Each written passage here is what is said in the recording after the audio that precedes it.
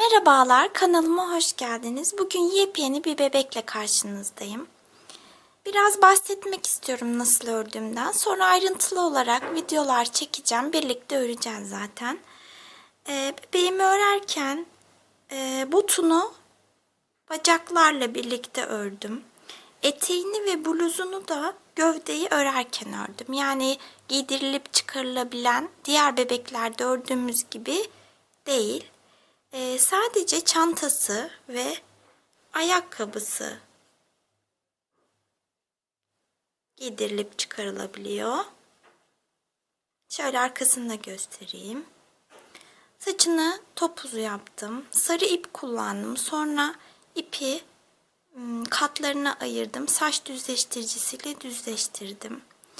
Gözlerini, kaşlarını ve dudaklarını iplerle işledim. Yaklaşık 40 santim boyunda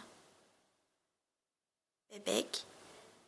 Şimdi bebeğimizi örmeye geçebiliriz.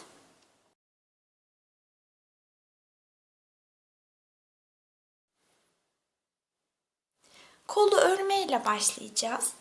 Önce baş parmağını öreceğiz bebeğin. Lanosa Alara'nın 937 renk kodlu ipiyle tenini öreceğim. 2 numaralı tığ kullanacağım. Videolarımın açıklama kısmında kullandığım malzemeleri, ipleri belirteceğim. Kaçırdığınız noktalarda oradan yardım alabilirsiniz. Şimdi sihirli halkayla başlayalım. Şöyle şuradan geçiriyoruz. Bir düğüm attık. Bu halkanın içerisine 4 sık iğne öreceğiz. 1 2 3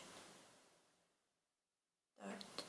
Kısa olan ipi çekiyorum. Halkayı kapatıyorum. Şöyle ince bir ipi işaretleyici olarak kullanacağım. İnce tercih etmemdeki sebep örgüde iz bırakmaması. 4 sık iğnem vardı. Şimdi bu 4 sık iğneyi öreceğim. İlkine batmak biraz zor.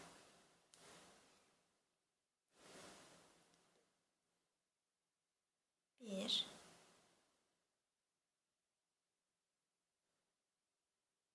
iki,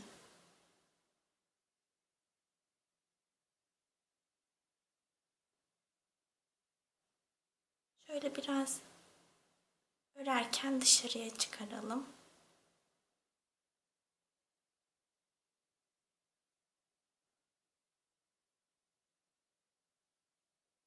3,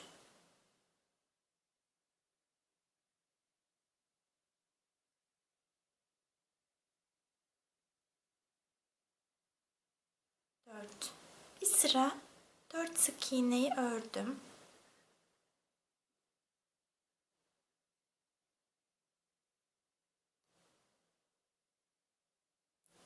Düzeltiyorum şöyle. Bir sıra daha 4 sık iğne öreceğim.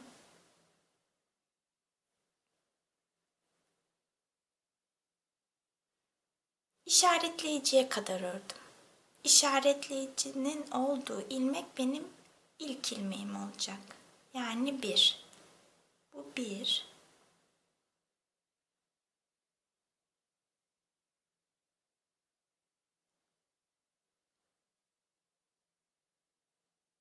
2.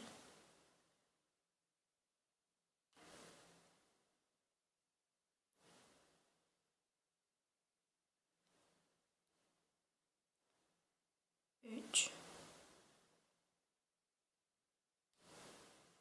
Son ilmeğe de örüyorum.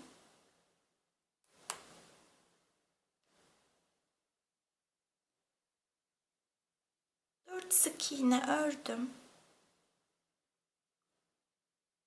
Şu işaretleyicimin olduğu ilmeğe kaydırma yapıyorum. Yani nasıl yapıyorum? Batıyorum.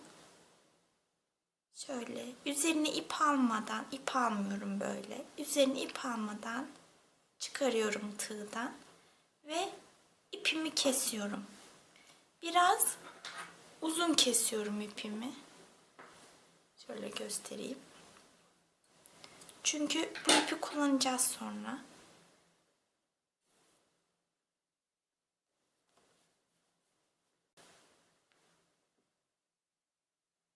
Önce sağ kolu yapacağım. Sihirli halka yapalım yine.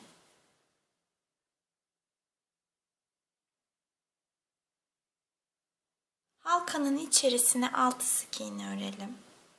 1 2 3 4 5 6. Kısa ipi çekelim.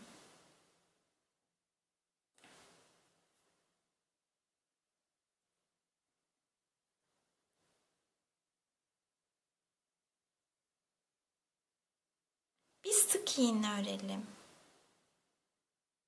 İlk ilmeğimin tepesine batıyorum. Bir sık iğne örüyorum. Şimdi arttırma yapacağım. Yani aynı ilmeğe çift batıyorum. Bir kere battım. 2 kere. Bir sık iğne, bir arttırma yaptım. Bunu 3 defa yapacağım.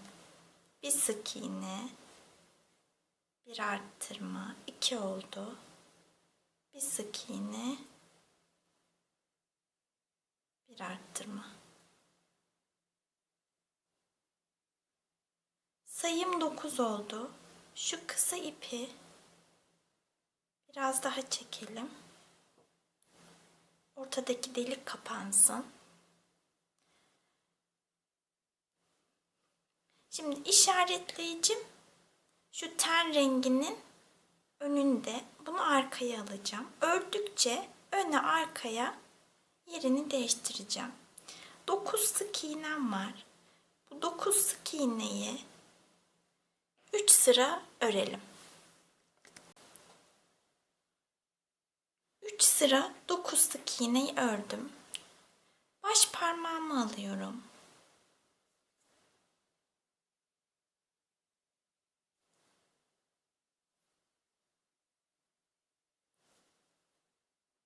Şu baş parmağımda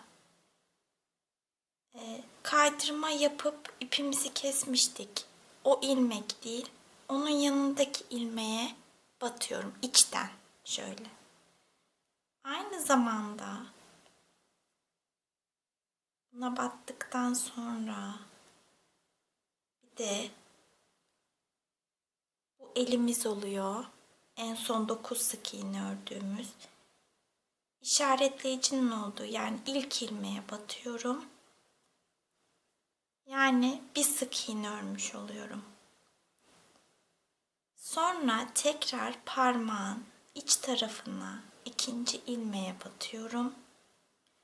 Burada da şu ikinci ilmeğe şuna batmıştık. İkinciye batıyorum. Sık iğne örüyorum. İkisini aynı anda ördüm. Elimizde 9 sık iğne vardı. 2 sık iğnesini ördük. 7 sık iğnemiz kaldı. Şimdi bu 7 sık iğneyi örüyorum. 1 2 3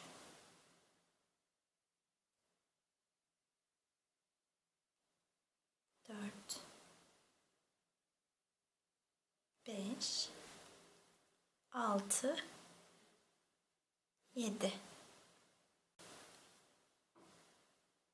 7 sık iğneyi ördük. Sıramızın sonuna geldik. Burası bizim sıra başımız olacak. İşaretleyicimizi buraya koyuyoruz. Şimdi 9 sık iğne öreceğiz bu sırada. Hemen dibindeki şurası sık iğneye batıyorum. 1 şuradakine batıyorum. 2 3 4 5, 6, 7, 8, 9. İşaretleyicime kadar 9 sık iğnem oldu. Şurada parmakta ip bırakmıştık. Onu iğneye geçirelim. İğneye geçirdim ipi.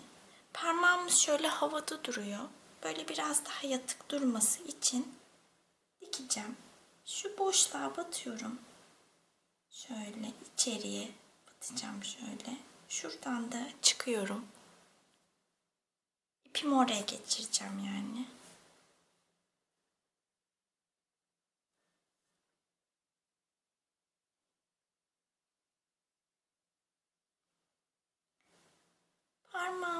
Parmağımdan da şöyle alıyorum.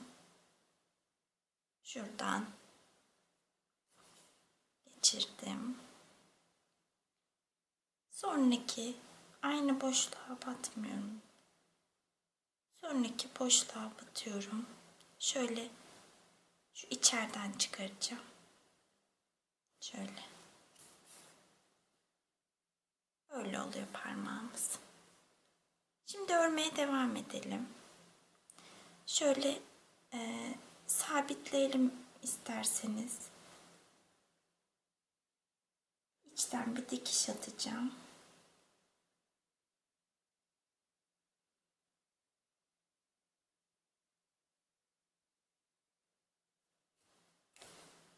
Şöyle sıkıyorum. İpimi keseceğim.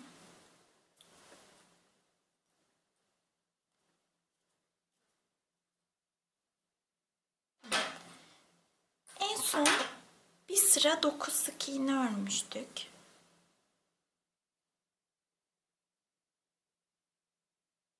Oradan devam edeceğiz. İşaretleyicimizin yeri burasıydı.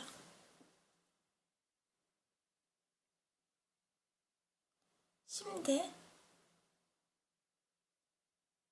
2 sıra daha 9 sık iğne öreceğiz. 1,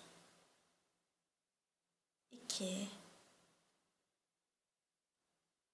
3. 2 sıra 9 sık iğneyi örelim. 2 sıra 9 sık iğneyi ördüm. İpimin arkasında kaldı işaretleyicim. Öne alıyorum. İlk ilmeğim işaretleyicimin olduğu ilmek oluyor. Azaltma yapacağım. Azaltmayı şu ön kanatlardan alarak yapıyorum. Şöyle. Azaltmayı yaptım. Bir tane. Geri kalan 7 sık iğneyi öreceğim. 1, 2, 3, 4, 5, 6, 7. Sayım 8 oldu. Azaltma yaptık bir tane. Bu 8 sık iğneyi bir sıra örelim.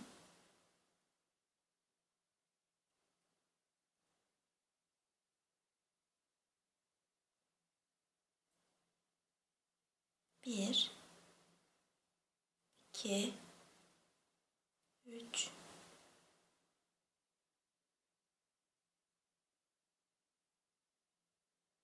dört, beş, altı, yedi, 8. 8 sık iğnemizi ördük. 7 sık iğne örelim. 1, 2, 3,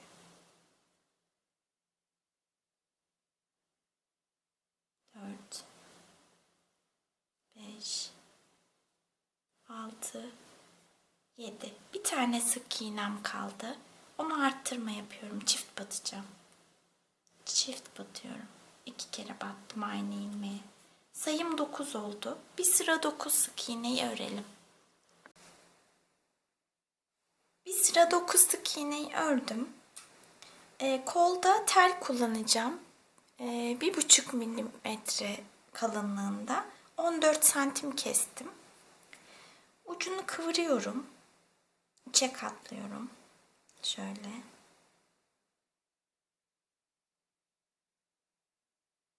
Ve kağıt bantla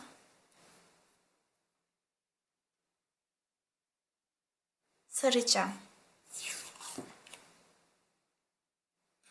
Çocukların oynarken zarar görmemesi için yapıyoruz bunu.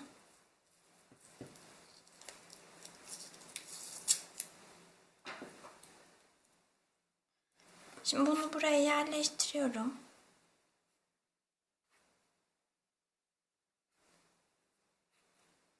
Bu ucunu da kıvıracağız sonra. Örmeye devam ediyorum. 9 sık iğneyi ördüm. 8 sık iğne öreceğim. 1 2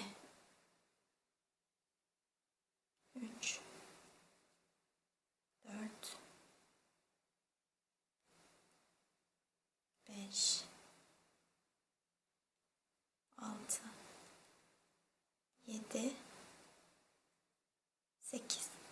Bir arttırıyorum. Son ilmeğimi arttırıyorum. Sayım 10 oldu. Bir sıra 10 sık iğneyi örüyorum.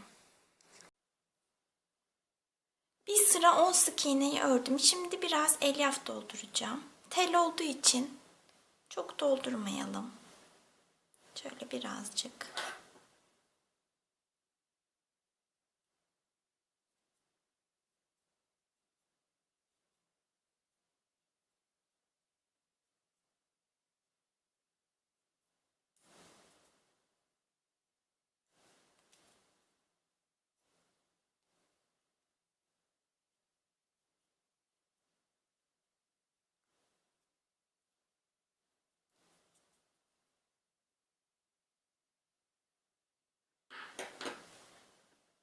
Eli doldurmadım.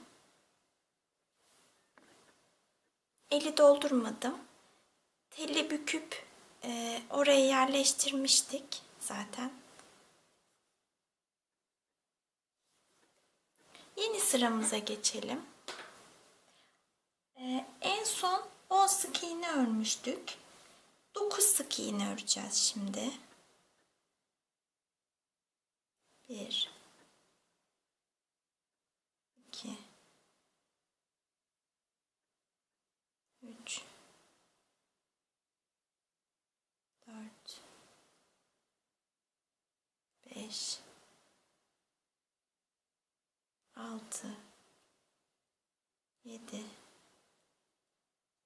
8 9. Bir tane ilmek kaldı. Ona da çift batıyoruz. Sayımız 11 oldu. Bir sıra 11 sık iğneyi örelim. Bir sıra 11 sık iğneyi ördüm. Arttırma yapıyoruz.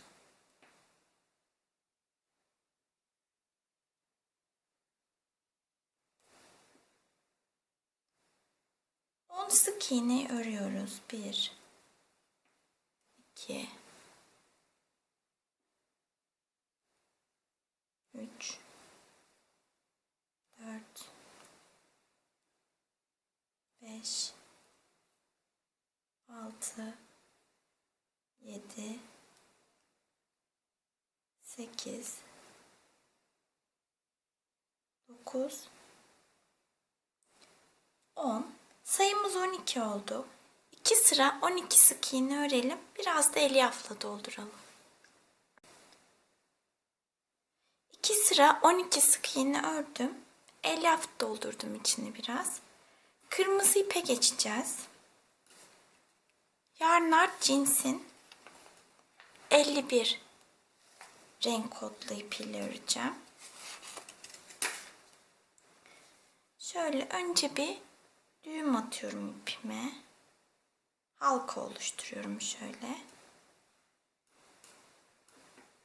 Son ilmeğimi de tığdan çıkarmadım. Şöyle yapacağız.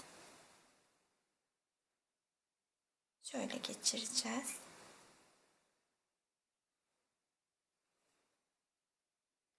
On iki sık iğneyi de kırmızı iple bir sıra öreceğiz. 1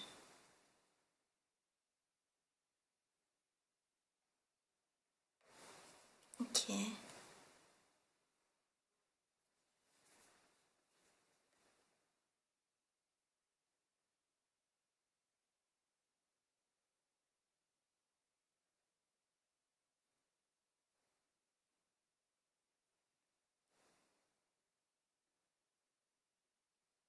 3 4 5 6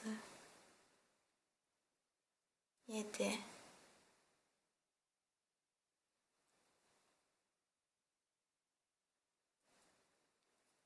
8 9 10 11 12 sık iğneyi ördük bir sıra.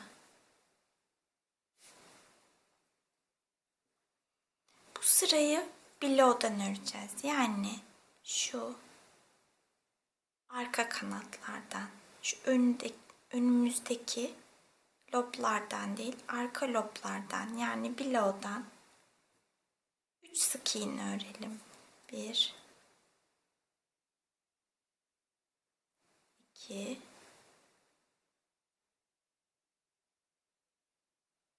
3 bir arttırma yapalım.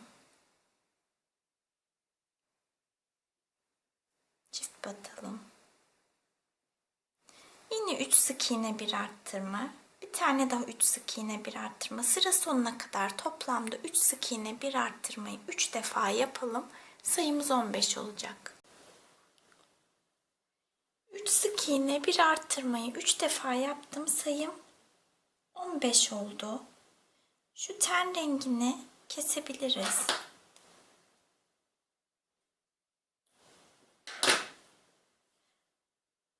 15 sık iğnem var. Bu 15 sık iğneye 12 sıra örelim. 15 sık iğneyi 12 sıra ördüm.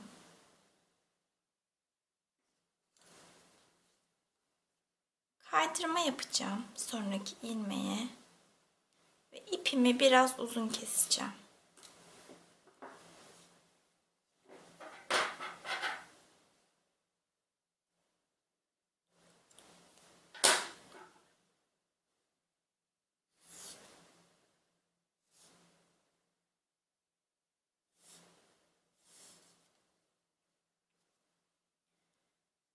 Şu 22. sırayı bilow'dan örmüştük.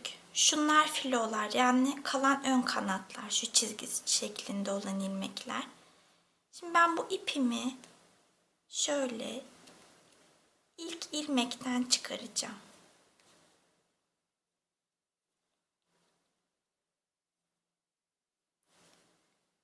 Yani dışarıya çıkaracağım ipimi.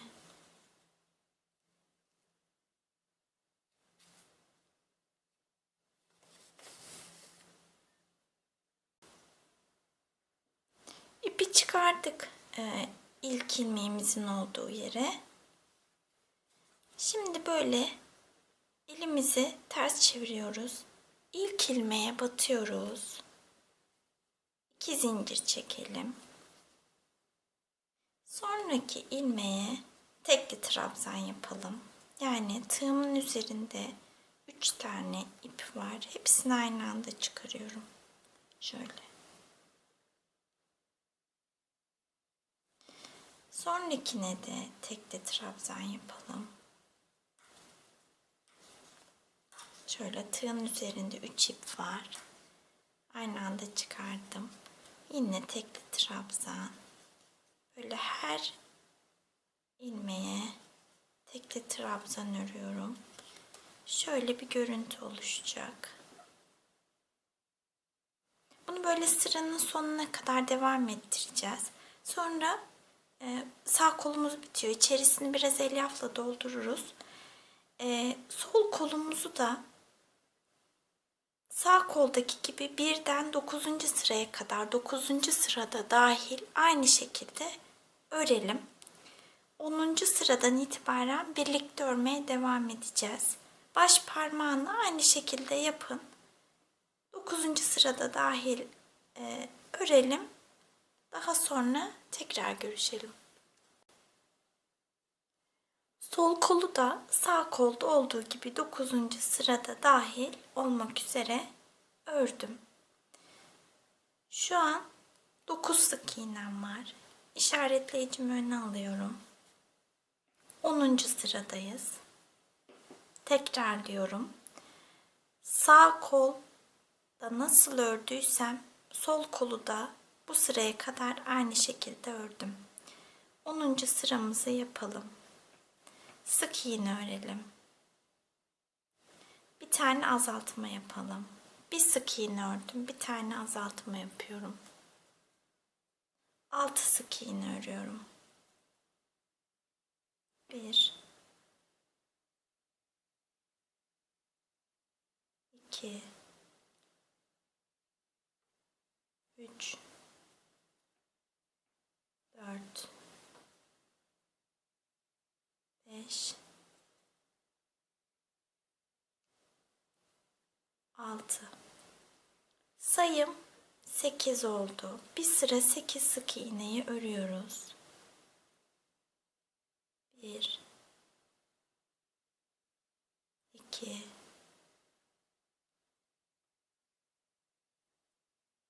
3 4 5 6 7 8 sık iğnemi ördüm. İşaretleyicimi öne geçiriyorum. 3 sık iğne örüyorum. 1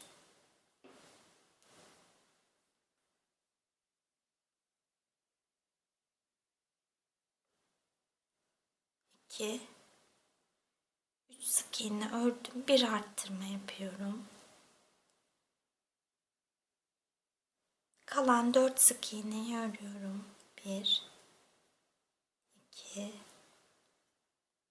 3 4 sayım 9 oldu.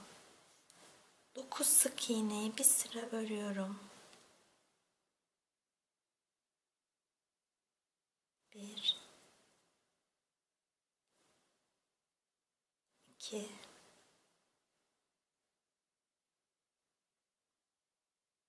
3 4 5 6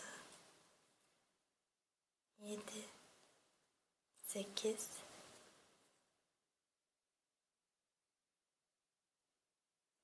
9 sık iğneyi bir sıra ördüm.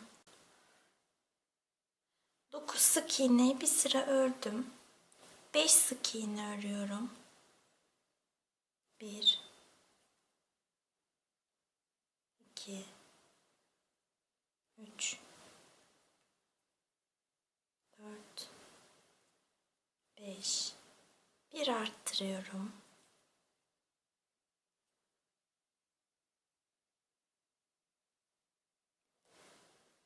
Kalan sık iğnelerimi örüyorum. 3 sık iğnem var. 1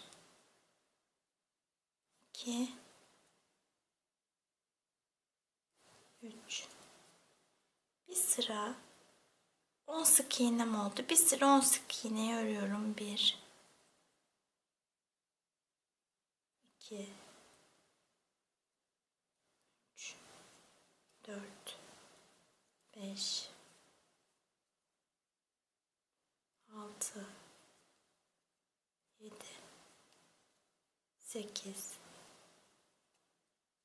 9, 10. Bir sıra 10 sık iğne ördük. 6 tane sık iğne öreceğim. 1,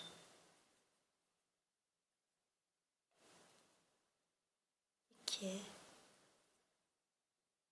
3, 4,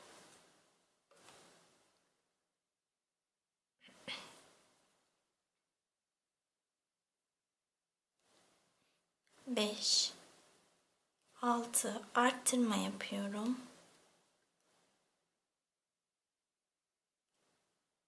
Kalan 3 sık iğneyi örüyorum. 1, 2, 3. Sayım 11 oldu. Bir sıra 11 sık iğneyi öreceğim. Ama telimi yerleştireceğim. Önce biraz da elyaf dolduracağım.